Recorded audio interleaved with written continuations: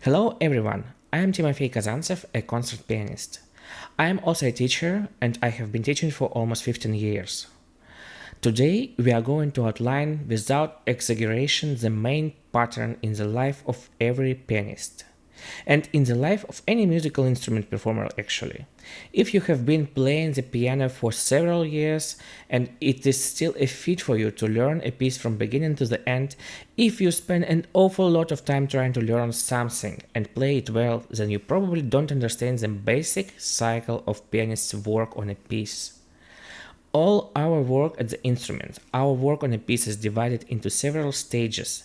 At each stage we have different goals and accordingly at different stages we work in completely different ways.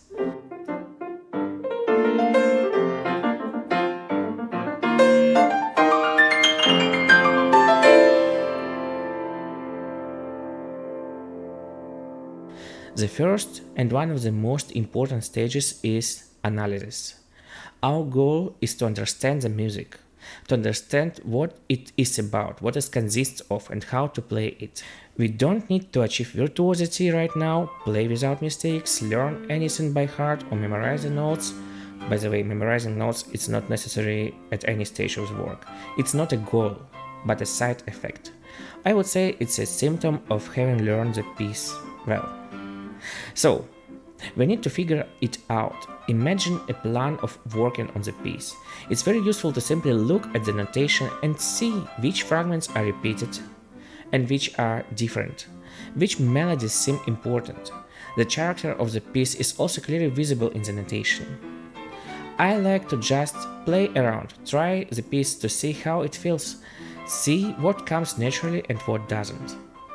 It is essential to look at all the technique, try to play the difficult parts quickly and slowly to find a good, comfortable fingering. All means are good for understanding. You can try playing individual elements, only the right hand, only the left, or just one melody, or just one bass. At this stage, you want to understand the whole piece as quickly as possible. Because when you manage to touch the whole piece, when you somehow fit the whole piece in your head, you notice much more in it than when you only learn a couple of bars at a time.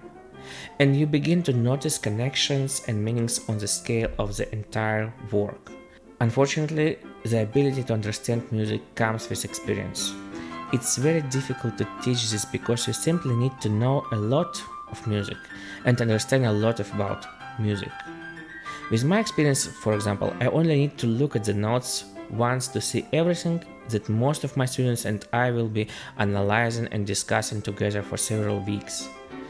But in any case, your goal is to understand the music you have chosen to learn as quickly as possible. It's very important not to get stuck at this stage, but to move on to the next one.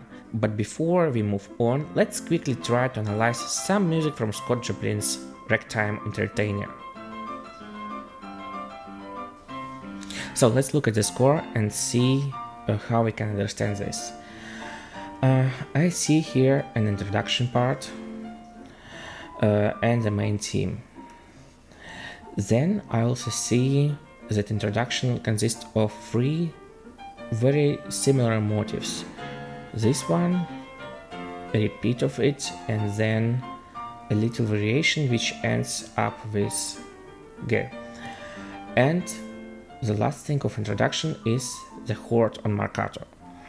So this should be like a very bright and powerful introduction. Ta-ra-ta-ta-ra-tam, pa-ra-ta-ta-ra-tam, pa-ra-ta-ta-ra-ta-ta-tam, pam! And probably, as we have here the variation ta-ta-ta-tam, it should be much more intense. It should prepare this chord. And then look, we start with forte, with loud dynamics, and here we will have forte. But here, in the beginning of the theme, there is piano. Probably this is a different person or different state of the person. Probably this one is the first person and this one a second one. And they will somehow argue in the duration of the song. Also, I asked myself how to show this melody. At first I see here a syncope, the note which comes between the beats, and probably it should be accented. Da da da da da da dum. But also I would like to show these little motifs, param, param, param, which will lead to showing the first note probably. So this is the questions which I will ask myself when I try the piece, when I try it with my hands. How to identify this melody, how to make it interesting. Then I will look to the ways of playing this phrase with octaves. It's quite challenging, especially with all these thirds which fill these octaves. Also, let's look at the bass. Here are actually 1, 2, 3, almost the same, 1, 2, 3 and 4 harmonies. This is dominante, this is tonica, dominante, dominant septachord, subdominante, tonica, tonica, dominante, tonica, tonica, dominante, subdominante. Actually very interesting